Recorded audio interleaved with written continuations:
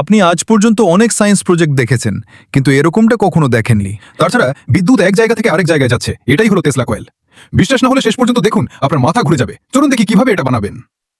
এটা বানানোর জন্য লাগবে একটা প্লাস্টিকের পাইপ, এই মাপ অনুযায়ী 28 গেজ ইনসুলেটেড কাপার ওয়্যার, একটা ট্রানজিস্টর 2N2222A, একটা এলইডি, একটা রেজিস্টার এবং একটা 9 ভোল্ট ব্যাটারি।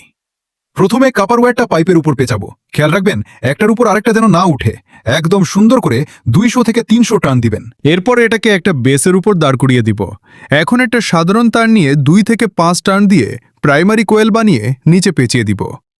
এবার কানেকশনের পালা। ভিডিওতে যেভাবে দেখাচ্ছি ঠিক সেভাবে কানেকশন করবেন। এই ডায়াগ্রামটা ফলো করলেই হবে।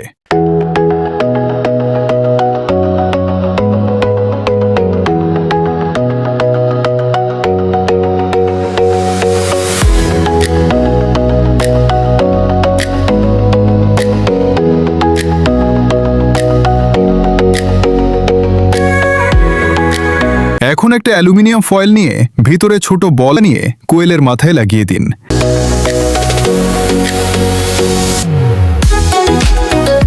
সবশেষে ব্যাটারি কানেক্ট করুন। সুইচ অন করলেই দেখবেন কোনো তার ছাড়াই এলইডি বা ছোট বাল্ব জ্বলে উঠছে। এটাই ওয়্যারলেস ইলেকট্রিসিটি। ভিডিওটা ভালো লাগলে একটা লাইক দিন। আমার জন্য না, মহান বিজ্ঞানী নিকোলা টেসলার জন্য।